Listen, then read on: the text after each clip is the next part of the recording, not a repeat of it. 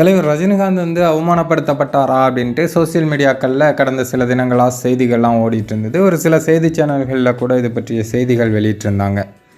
அதாவது அர்ஜுனுடைய மகள் மற்றும் தம்பிராமையாவோட மகன் திருமண விழாவுக்கு தலைவர் ரஜினிகாந்த் அவர்கள் போயிருந்தாங்க. அந்த சமயத்தில் நடந்த ஒரு விஷயத்தை வச்சு தலைவர் வந்து அவமானப்படுத்தப்பட்டாரா அப்படி இப்படின்னு செய்தி சேனல்கள் முதற்கொண்டு நிறைய பேர் வந்து அதை பற்றி பேசிகிட்டு இருந்தாங்க.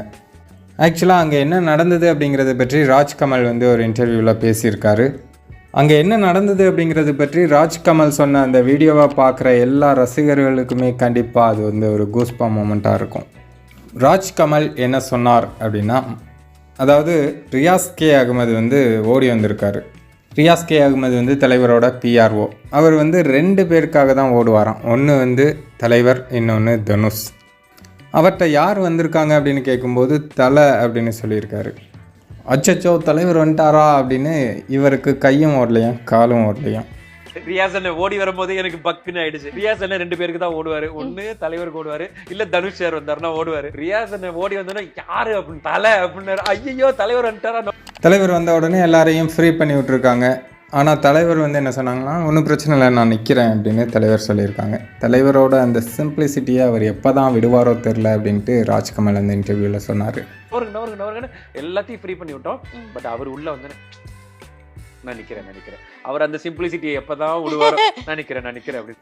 மேலும் ராஜ்கமல் பேசும்போது, அதாவது தலைவர் வந்த உடனே எல்லாருக்குமே அப்படியே ஒரு பேரதிர்ச்சி ஆயிடுச்சு. எல்லாரும் அப்படியே நான்லாம் சில மாதிரி நின்று எல்லாரும் சுற்றி நின்று டேய் அப்படின்னு என்னைய கூப்பிட்டாங்க. அதுக்கப்புறம் தான் தலைவா வந்துட்டிங்களா அப்படின்னு தோணுச்சு அப்படிங்கிற மாதிரி ரொம்பவே சிலாகித்து பேசியிருந்தார்.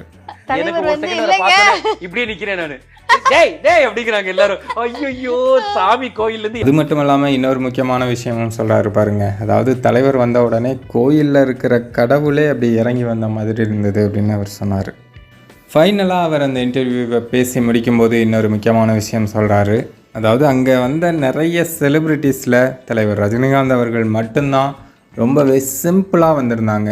அவருடைய ட்ரெஸ் தான் ரொம்ப சிம்பிளாக இருந்தது அப்படின்ட்டு அவர் வந்து அந்த பேட்டியில் சொல்லியிருந்தார். இறங்கி வந்த மாதிரி பார்த்தா சிம்பிளா அந்த மண்டபத்திலேயே நேற்று சிம்பிள் ட்ரெஸ் போட்டிருந்தது ரஜினி சார் மட்டும்தான். தலைவர் எப்போவுமே சிம்பிளான மேன் அப்படிங்கிறது எல்லாருக்கும் தெரியும். டவுன் டு எர்த் அப்படிங்கிறது எல்லாருக்கும் தெரியும். தலைவர் வந்த உடனே அந்த திருமண விழா எவ்வளோ பரபரப்பாக இருக்குது அப்படிங்கிற விஷயத்தையே ராஜ்கமல் இவர் சொல்லியிருக்காரு. ஸோ இதுதான் அங்கே நடந்திருக்கு. ஆனால் இது தெரியாமல் தலைவர் ரஜினி அவமானப்படுத்தப்பட்டாரா, அப்படியா இப்படியா அப்படின்ட்டு சோசியல் மீடியாக்களில் நிறைய செய்திகள் உலாவுது. அதுலேயும் குறிப்பாக அந்த ஏசியா நெட்லலாம் செய்தியாகவே வெளியிட்டிருக்கானுங்க. பத்திரிகைகள் எந்த அளவுக்கு தரம் தாழ்ந்து போயிருக்கு அப்படிங்கிற விஷயத்த இது மாதிரி விஷயங்களை பார்க்கும்போது தான் தெரியுது.